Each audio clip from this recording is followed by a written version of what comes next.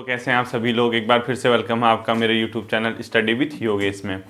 आज आपको मैं, जैसे कि बहुत से लोग कह रहे थे कि सर एक यूके अपर पीसीएस पे भी एक वीडियो बना दीजिए, उसको लेकर आपके सामने आया हूं और मैं आपको एक मतलब सही राह बताऊंगा, सही दिशा निर्देश दूंगा कि आपको क्या करना चाहिए और क्या नहीं करना चाहिए। क्योंकि देखिए, हम लोग वीपीडीओ, वीडियो, पटवारी, लेखपाल एग्जाम को लेके भी चले हैं और हम लोग एक दूसरे के साथ भावनात्मक रूप से भी अटैच्ड हैं, यानी इमोशनली अटैच्ड हैं। और हम अचानक से ऐसा नहीं कर सकते हैं कि विज्ञप्तियों की बाढ़ आई और अपने आप को डिस्ट्रैक्ट कर रहे हैं। तो इस बीच से, इस द्वंद्व से, द्वंद्व का मतलब एक प्रकार का आपके दिमाग में जो चल रहा होगा कि यार क्या किया जाए, कौन सा भरा जाए, किस चीज़ की प्रिपरेशन की जाए, इन सब को लेके मैं आपको एक आइडिया बताऊंगा कि आपको कैसे एक मध्यस्थ, यानी मतलब मध्यस्थ का मतलब मिडिल पाथ कैसे आपने चुनना है, यानी मध्यम मार्ग कैसे आपने सेलेक्ट करना है, इसको मैं आपको बताऊंगा। ठीक है, आप लोग इस वीडियो को आराम से देखो और उसके बाद पूरा देखने के बाद आप समझो कि आपको क्या करना चाहिए, क्या नहीं करना चाहिए। ठीक, सबसे पहले तो आप लोगों को सभी को शुभकामनाएं, क्योंकि ये विज्ञप्ति बहुत लंबे समय से उत्तराखंड अपर पीसीएस की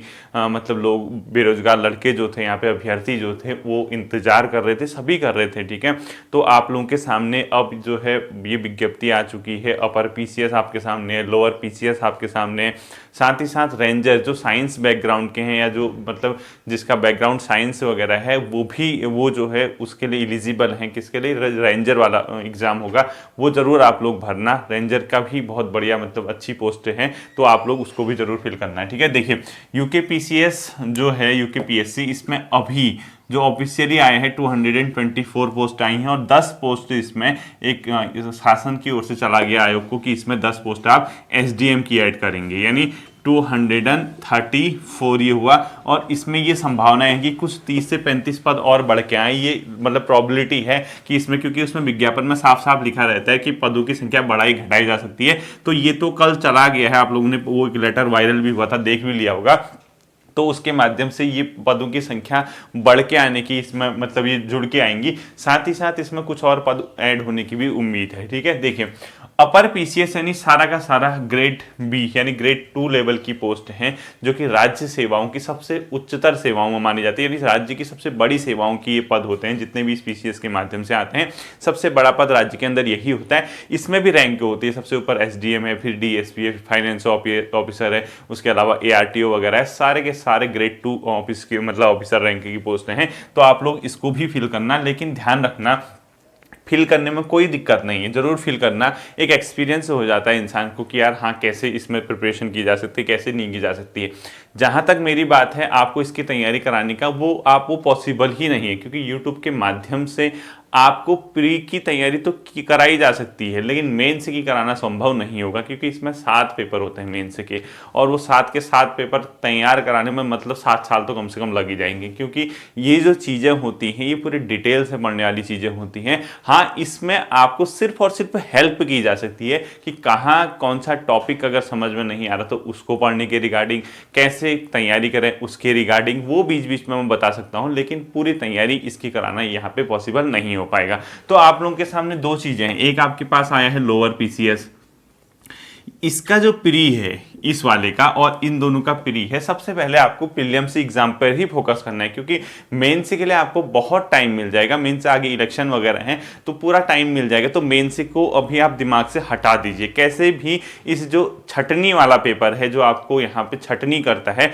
उसको क्रैक कर लीजिए, ताकि मेंस में लोग कम बचें, स्ट्रेंथ कम रहे। उसके बाद अपना मेंस की तैयारी के लिए जो आपके पास समय मिलेगा, कम से कम 7 से 8, 8 से 9, 9 से 10 महीने, हो सकता है 1 साल भी आपको मिल जाए, तो उसको आप इजीली आराम से उस पर तैयारी कर सकते हैं। और खासकर ये आपके लिए थोड़ा हल्का पड़ेगा, क्योंकि इसमें 2 पेपर हैं और 2 में पहला पेपर इसमें जीएस का है और दूसरा इसमें हिंदी ड्राफ्टिंग वगैरह, नोटिंग वगैरह, इस सब का आपके पेपर है, मतलब एक प्रकार का आलेखन वगैरह। तो ये तो मैंने आपको लास्ट टाइम पे बताया था। इसके लिए थोड़ा सा आपको लंबा पड़ेगा, यानी इसका अगर आप भर रहे हैं तो आप एक चीज ध्यान रखना, इसको भरने का मतलब, अगर आप इसको भर रहे हैं, आप यूथ हैं, मतलब आप नए स्टूडेंट हैं, अभी अभी आप तैयारी शुरू कर रहे हैं, तो आप लोग जरूर इस फॉर्म को भरना, क्योंकि इसको भरने से आप अच्छे लेवल की तैयारी करेंगे और अच्छे लेवल की तैयारी करने से आगे आपके लिए ये मतलब जब दोबारा मौका मिलेगा तो आपको एक एक्सपीरियंस रहेगा। ठीक है, भगवान करे आपका पहले बार में ही हो जाए, किसी केस में अगर नहीं हो पाता तो आगे जो आपके पास ऑप्शन आएंगे आपको एक आइडिया रहेगा। अब चीज आती है, हम तो तैयारी सर वीडियो वीडियो इतने लंबे समय से कर रहे हैं, पटवारी लेखपाल, हम क्या करें। देखिए फॉर्म भरने में कोई ऐतराज नहीं है। लेकिन जिस पाथ को आप 70% तक चल चुके हैं वहां पे हट के दूसरे रास्ते को पकड़ना आपको कहीं ना कहीं फंसा भी सकता है, ठीक है। तो मैं आप लोगों से ये कहूंगा, मेंस का तो बहुत दूर की बात है, मेंस तो अभी मत सोचना, मेंस को दिमाग से निकाल दो। प्री एग्जाम आप लोग फील करना, क्योंकि उत्तराखंड यहाँ भी आएगी, जीएस यहाँ भी आएगी, और एक दूसरा पेपर यहाँ होता है सिविल सर्विसेज एप्टीट्यूड टेस्ट का, सीसेट उसको बोला जाता है, उसका भी यहाँ पे पेपर है, वो क्वालिफाइंग नेचर का है। उसको आप 33% उसमें मार्क्स लेके आने हैं आपको, वो मार्क्स ऐड नहीं होंगे आपके प्रीलिम्स में, और आपको सिर्फ और सिर्फ जीएस का जो पहला पेपर होगा 150 नंबर का, उसके आधार पर आपकी मेरिट बनाई जाएगी। और अगर आप कट ऑफ में क्वालिफाई कर जाते हैं तो आप मेन से पेपर के लिए इलिजिबल हो जाएंगे, फिर आपको मेन से देना है, ठीक है।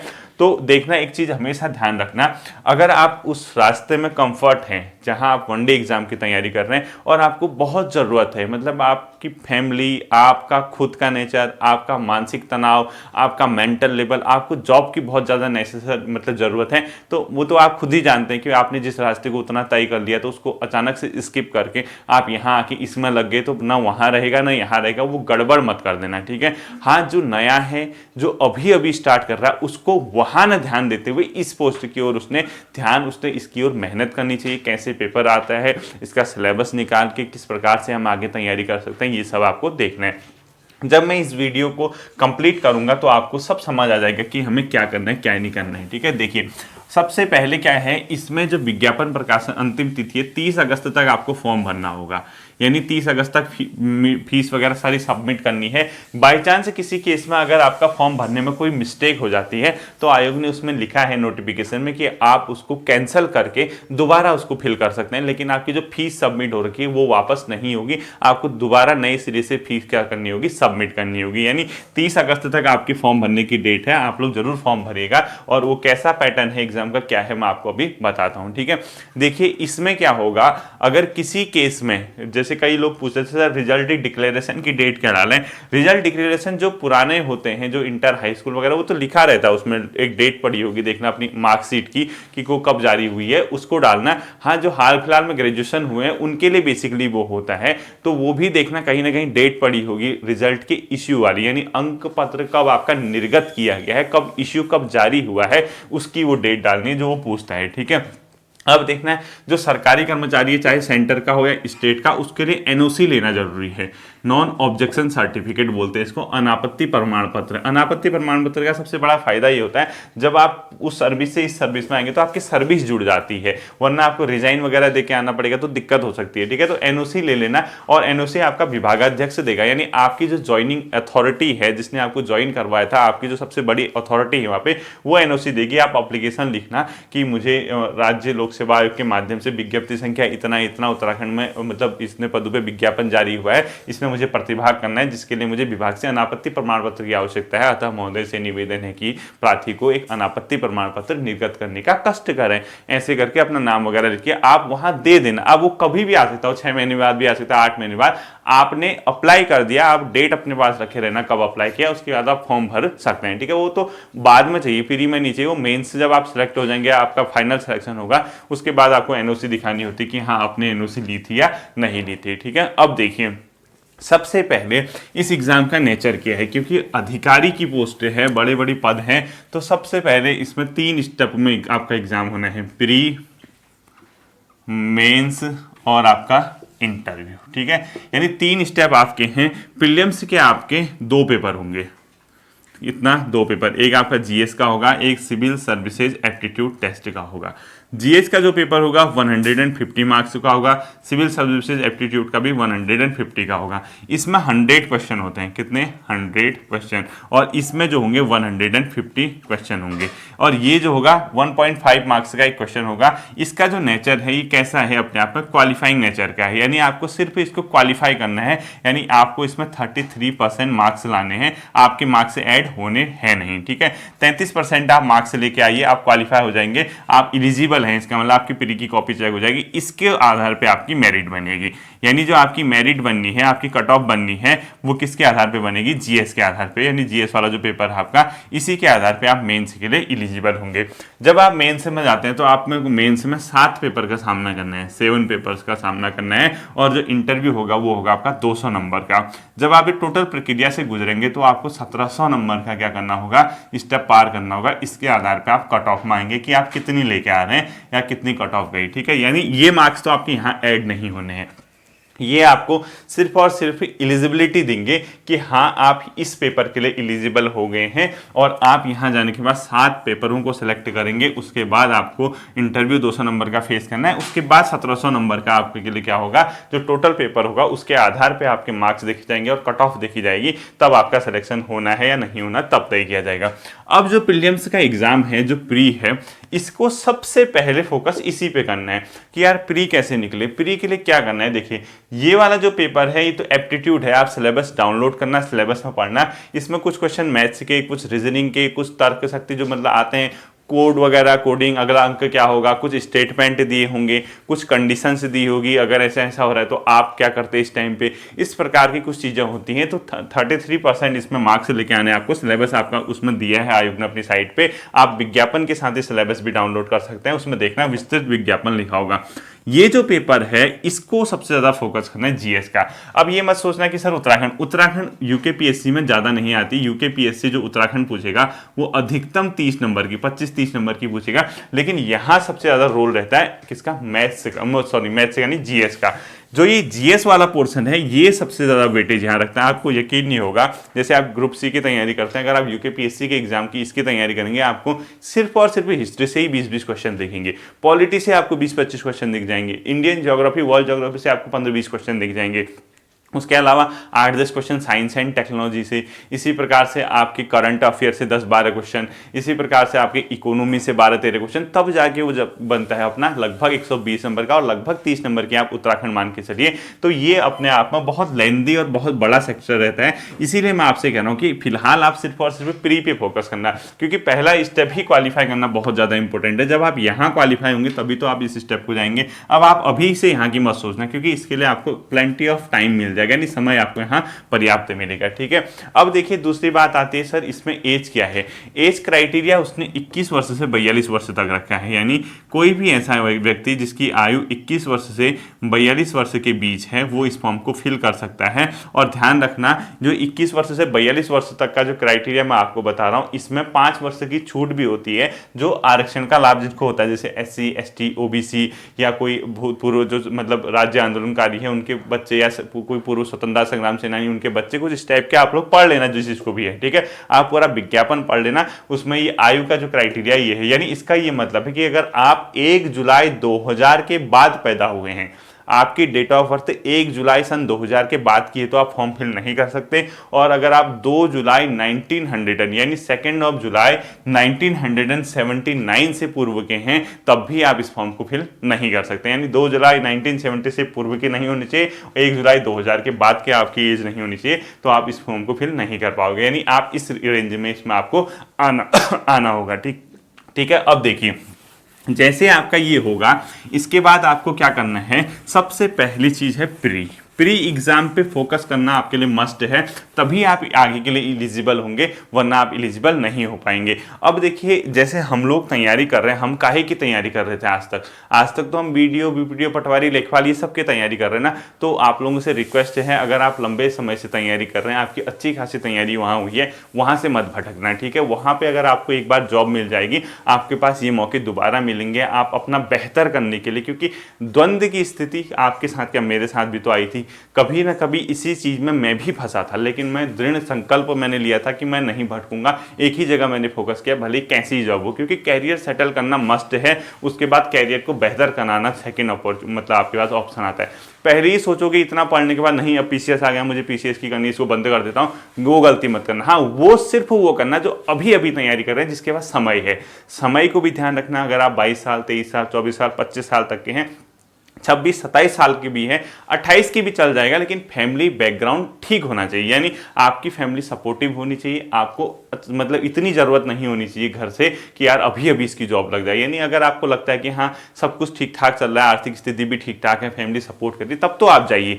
लेकिन अगर सारी जिम्मेदारी आपकी कंधों पे और आज तक आप 7-8 महीने से उस चीज़ को पढ़ रहे हैं और सडनली आपके सामने ये मतलब पीसीएस वगैरह आ गया और आप वहाँ से डिस्ट्रैक्ट हो गए, तो वहाँ पे भी आपके लिए नुकसान हो सकता है। लोअर पीसीएस इसलिए मैंने कहा क्योंकि वहाँ पे आपका आधी चीज़ तो यही है सेम, क्योंकि प्री आपको पढ़ना है, थोड़ा मैथ्स रीजनिंग में आपको टाइम दे रहे हैं, मेंस के लिए वहाँ टाइम मिल जाएगा और वहाँ इजीली आप लोग कर सकते हैं। इसको भी कर सकते हैं, फॉर्म तो फिल करना ही करना है, एग्जाम देने भी जाना है। जब प्री क्वालिफाई हो जाएगा उसके बाद हम आगे का देखेंगे। देखिए प्रीलिम्स के लिए बहुत और बहुत ज़्यादा आपको फोकस करना होगा किस पे, जीएस वाले सेक्शन पे, यानी जीएस वाला पोर्शन इसमें बहुत ज़्यादा मस्ट है। आपको हिस्ट्री डीप पढ़नी है, आपको पॉलिटी। अब ये लुसेंट वाला जमाना गया, ठीक है। अब मैं कभी नहीं कहूँगा लुसेंट या घटना चक्र पढ़ो, क्योंकि ये ना सब्जेक्ट बेस्ड होते हैं। अगर आपकी 20 नंबर की हिस्ट्री आ रही है तो आप मान के चलो आपको बहुत अच्छे क्वेश्चन मिलेंगे, आपको जो है मतलब थ्योरेटिकल क्वेश्चन मिलेंगे, आपको मैच करने को मिलेंगे, आपको कौन सा गलत है कौन सा सही है, कौन कौन से गलत हैं, 1 2 3 3 2 1 1 3 सभी, इस टाइप से क्वेश्चन आएंगे।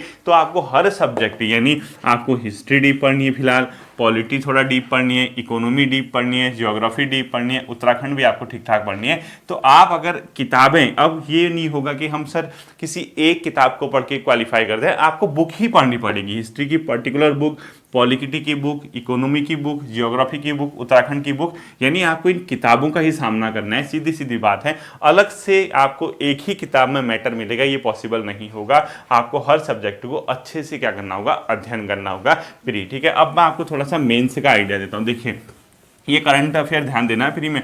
मेंस में यहाँ पे 7 पेपर होते हैं, मेंस में होंगे यहाँ पे 7 पेपर।